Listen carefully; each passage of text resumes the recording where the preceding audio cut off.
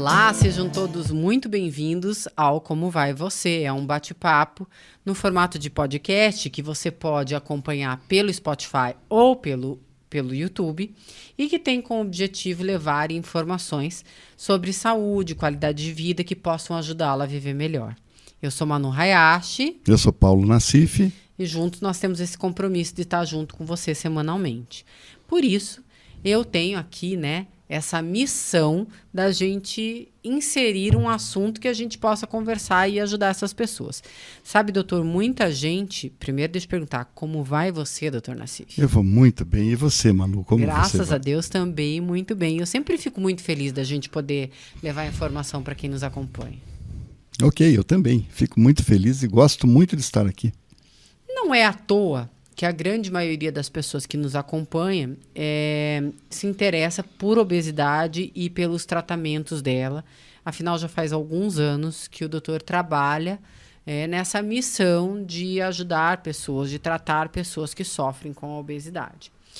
Por isso, usando esse tema com o doutor, eu gostaria da gente pensar um pouco no que a obesidade afeta o organismo como um todo. Posso responder?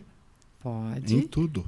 Em tudo? Em Então tudo. Vamos lá, vamos ver se ele topa todas. Eu vou fazer o seguinte, tem uma proposta hoje. É um pouquinho diferente do que a gente faz. Vamos fazer no tipo bate-bola, eu te dou mais tempo de drible, tá bom?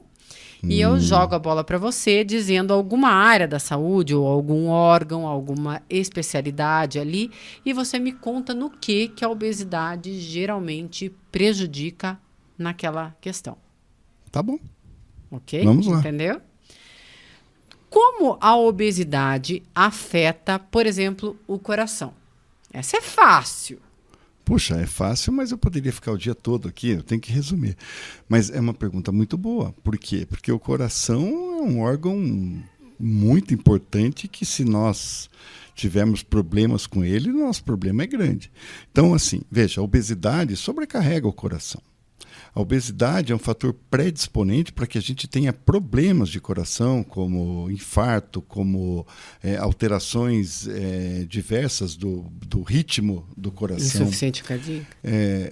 Sim, nós temos possibilidade maiores de placas da aterosclerose nesses pacientes, então afeta muito. Como diz o Rubens, quando veio aqui com a gente, nosso cardiologista... Eu já chamei ele para voltar. Ele vai porque voltar. O pessoal está assim Todo querendo mundo saber quer que dele. ele volte. Então, assim, mas como o Rubens diz, assim, ele abre um leque assim, de problemas que pode trazer a obesidade para o coração. E daí tem ainda... agravado esses problemas quando você tem outras doenças em conjunto, além da obesidade. Uma das questões que primeiro alerta na obesidade, por exemplo, geralmente a gente encontra um obeso hipertenso. É que o maior risco é o cardíaco, né? Então, mas não é raro que o obeso esteja hipertenso? Não. Então, a hipertensão é um dos problemas que pode levar a algum problema no coração também. Então, porque o coração tem que trabalhar muito mais do que num paciente com peso normal. Eu perguntei porque, assim, tem algumas coisas que a pessoa nem sabe. E lá, com o passar dos anos, vai saber que a obesidade acabou afetando. O coração é rápido de aparecer, né? Principalmente quando tem doença junto, principalmente o diabetes. Entendi. E o pulmão?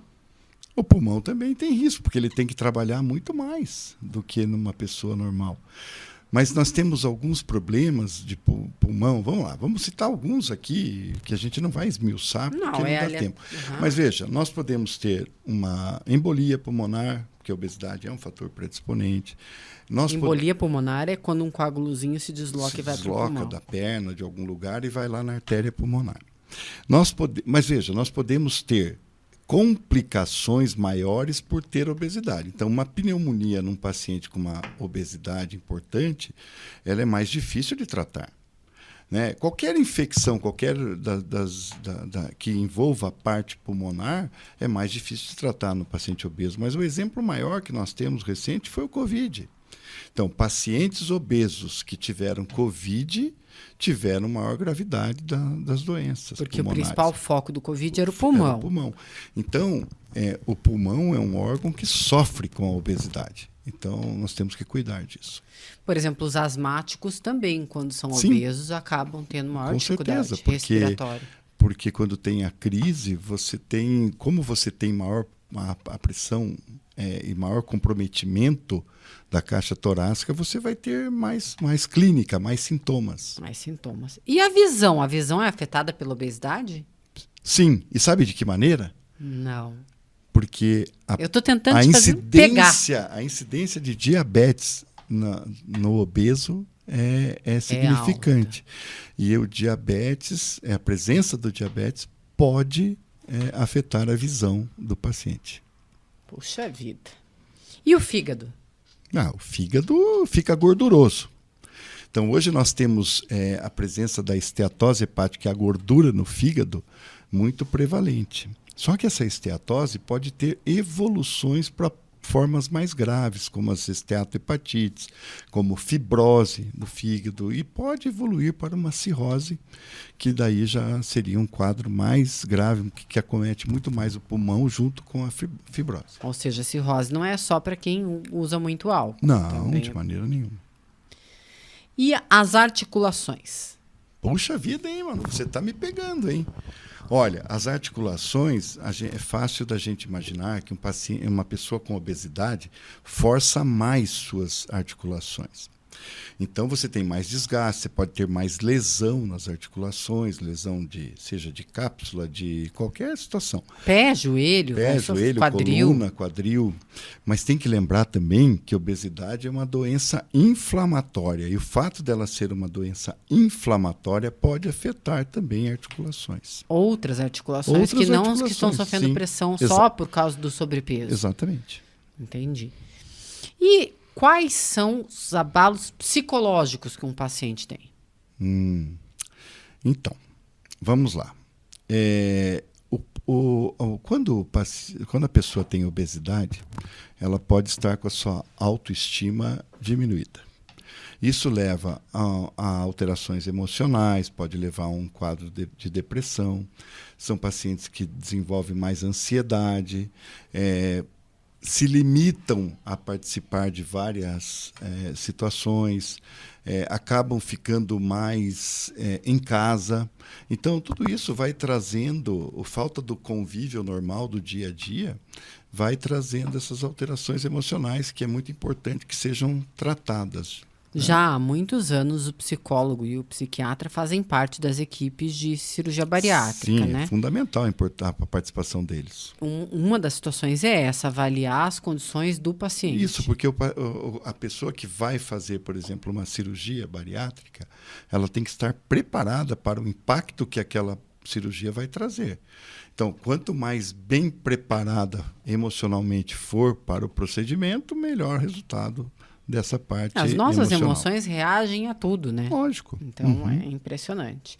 E fertilidade muda com obesidade? Muda bastante. Esse é um tópico que até eu vou sugerir para você que a gente podia convidar alguém para falar de fertilidade muito aqui, legal. Porque seria muito importante. E tem tanta gente interessada nisso, tanta gente que busca durante anos, né, engravidar. Então, veja, a obesidade ela impacta causando disfunção hormonal. E essa disfunção hormonal leva a algumas dificuldades de engravidar, de várias situações relacionadas à fertilidade. Então, por exemplo, vou dar um exemplo bem prático aqui. A pessoa tem obesidade, a mulher tem obesidade, e ela lá, com o marido, já não até nem toma muito cuidado, porque ela não consegue, ela não engravida. Mesmo que tente não engravida. Sim, mas o que a gente orienta muito antes da operação?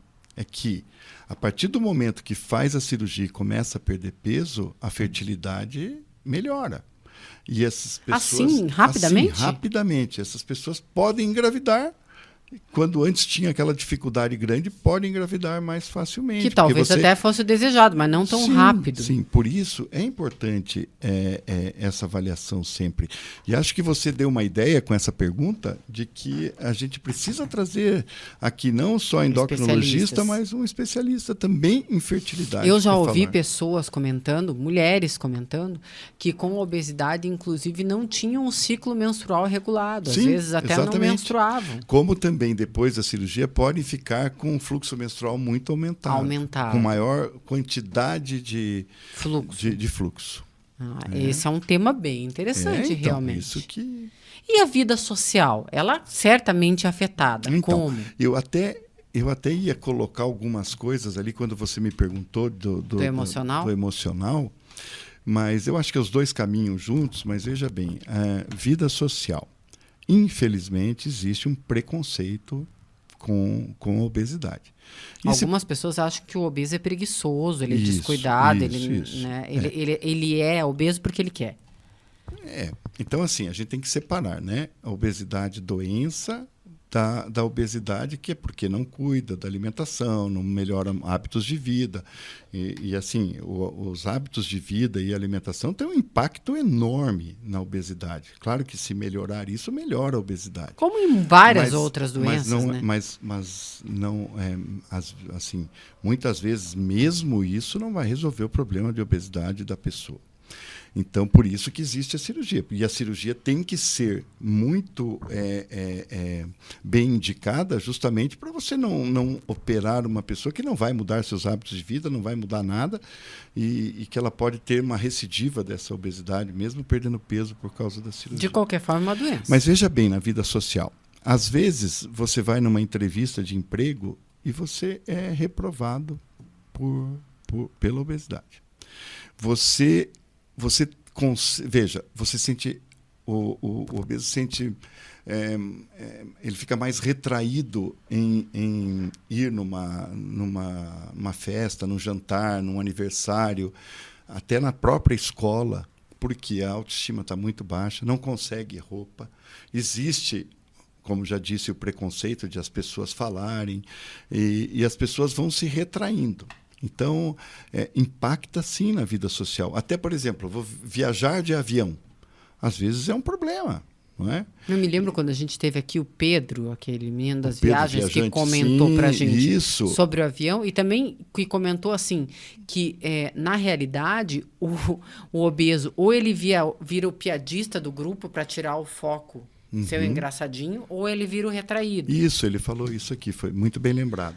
Então, impacta diretamente na vida social. E eu já conheci alguns pacientes ali que fizeram a cirurgia bariátrica e que disseram assim, antes eu não deixava tirar foto minha, eu não tinha espelho em casa, porque eu não conseguia encarar ao ponto que eu cheguei. Né? Exatamente. Então, tem muita gente que sai da escola, né? Pessoas mais jovens saem da escola. E nesse mesmo sentido também impacta a vida financeira. Claro, por quê? Porque vamos supor, você tem lá o teu trabalho profissional. Você com obesidade, você acaba, em algumas situações e grau de obesidade que você tenha, faltando mais ao serviço por problemas de saúde.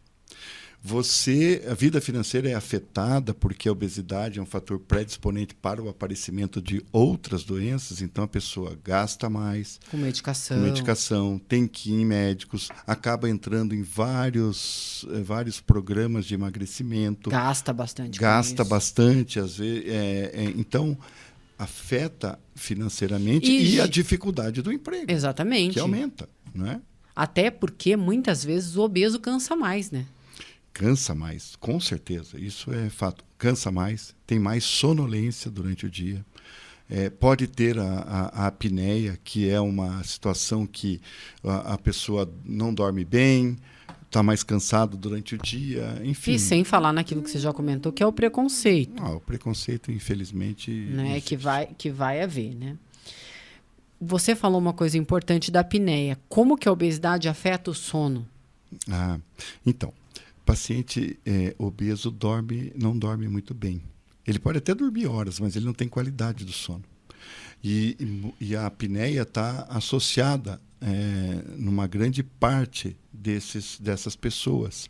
E isso faz com que você, se não fizer o tratamento, você tenha um dia seguinte com mais dor de cabeça, mais cansado, mais sonolência. E esses dias seguintes são sempre? Sempre. São sempre. É uma rotina depois na vida da pessoa. Isso vai prejudicar muito a vida dela. Sim. Por fim, deixa eu lhe perguntar, como que a obesidade... Eu podia perguntar sobre várias coisas, sim, mas o nosso tempo vai indo, né? Vamos lá. E eu imagino que a gente vai chegar em quase todas elas serem afetadas pela obesidade, estou certa? Sim. Mas então, a minha pergunta é, como é que a obesidade afeta a expectativa de vida? Ah, excelente pergunta, né? Então... Você sabe que existe até um mito sobre isso, né?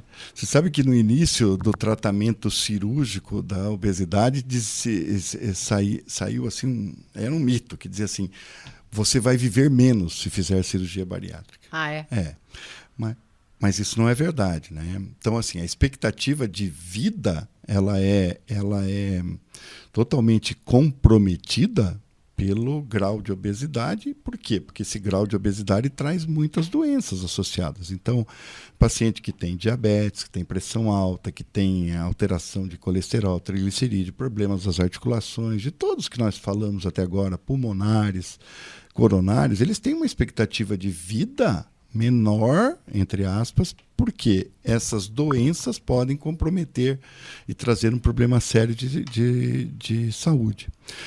Ao contrário, se você faz, naqueles que têm indicação, obviamente, faz a cirurgia bariátrica, você melhora e controla essas doenças, principalmente as doenças... Mas então a cirurgia é a única solução? Não, não é a única solução. É que você, eu diria assim, a cirurgia hoje é o tratamento mais eficaz para uma obesidade grave. Mas é lógico que esse paciente passou por uma avaliação grande com a equipe, com todos, para se chegar a um consenso de que ele para ele é melhor a cirurgia. Para aquele caso. Para aquele caso. Mas, sem dúvida nenhuma, um paciente com síndrome metabólica e obesidade associada, hoje o tratamento mais eficaz é a cirurgia bariátrica. Mas, assim, quanto antes você buscar tratamento, melhor, ou não vai fazer diferença, por exemplo, durante tantos anos a pressão ficar alta, uma vez tendo baixado, tudo resolvido, ou vai? Isso é muito claro. Quanto maior tempo de obesidade, mais danos à saúde. Isso sem dúvida. Você tem que procurar orientação, como nós falamos aqui várias vezes, orientação do nutricionista, do educador físico, do psicólogo, a endocrinologista tem que te avaliar, ter frequência em cuidados da saúde, com consultas, com mudança de hábitos de vida. Todos que possam orientar devem participar de quem tem. Já a partir do sobrepeso, já deve sempre estar em cuidados. É por isso que vocês dizem que a cirurgia é só uma parte do tratamento? Sim, a cirurgia é uma engrenagem. É uma parte da engrenagem. Então, ela não é totalmente resolutiva por si só. Não, a pessoa tem que participar ativamente. Você tem que estar decidido a mudar seus hábitos de vida. Você tem que buscar uma vida mais saudável. Então, se você que está nos assistindo, né, que está nos ouvindo, percebeu que essa é a sua condição, eu queria lhe perguntar o que você diria para essa pessoa fazer? O que ela deve fazer? Ela deve se matricular numa academia? Ela deve mudar a dieta? O que ela tem que fazer, então, para mudar esse padrão? Eu acho que primeiro deve fazer uma avaliação do seu quadro clínico. Então, eu iniciaria com um médico clínico ou o endocrinologista. Entendeu? Sim. Eu acho que tem que fazer uma avaliação bem criteriosa. Nós temos como norma indicar a primeira consulta a endocrinologista. E aí, a partir disso, vai definir-se as metas de tratamento para essa pessoa. Sim, porque você pode estar acima do peso por um problema da tireoide, um problema de qualquer alteração hormonal que você vai tratar e vai melhorar. Vai ter que resolver a causa. Sim. Não quer dizer que porque você tem peso, você vai então, fazer primeiro passo, antes da dieta e antes do exercício físico, é consulta médica. Pessoal seria a avaliação com o endocrinologista. Muito legal. Bom, então, se você é uma dessas pessoas eu desejo que você tome essa iniciativa e não deixe para amanhã. Porque o adiar, como o Dr. Nassif já falou, não tende a ser positivo, né? A gente precisa tomar algumas decisões. Agora, se você não é essa pessoa, mas alguém que ama, sofre com esse mal, mande para essa pessoa, incentive a buscar pela saúde, porque o que a gente tem de mais caro na vida da gente é a saúde e as pessoas que nós amamos. Exato. Então, não deixar para amanhã. Obrigada, doutor Nassif, pelo senhor ser sempre tão didático a nos explicar as coisas. Eu que agradeço, é que as suas perguntas fazem as respostas serem bem fáceis. A nossa missão aqui é justamente facilitar para que as pessoas possam entender, né? Isso. Então, eu encerro a nossa conversa aqui hoje com um versículo que está no Salmo 55. Eu amo o Salmo 55. Versículo 22, e que diz assim: lance os seus cuidados sobre o Senhor e Ele te susterá. Amém. A gente tem que lançar os nossos cuidados, aqueles que a gente não tem. Tem muitas coisas que estão na mão da gente, outras não. E a gente tem que deixar para o Senhor, para que Ele cuide de nós. Então, eu desejo que Deus lhe abençoe, que Deus abençoe a todos vocês. E que nós possamos estar aqui com saúde na semana que vem e por muitos anos. E por muitos anos. Um abraço a todos que estão aqui nos ouvindo. E é muito bom estar com vocês. Muito bom estar com você, Se você Manu. gostou do nosso podcast hoje, manda uma mensagem, nos incentive a continuar aqui. Agora, se você não gostou, especialmente nos mande uma mensagem sugerindo. Façam as perguntas que acharem necessárias para a gente tentar responder e tirar as dúvidas. Exatamente. Muito obrigada pela sua companhia. Tchau, Até semana gente. que vem. Tchau, tchau. Tchau.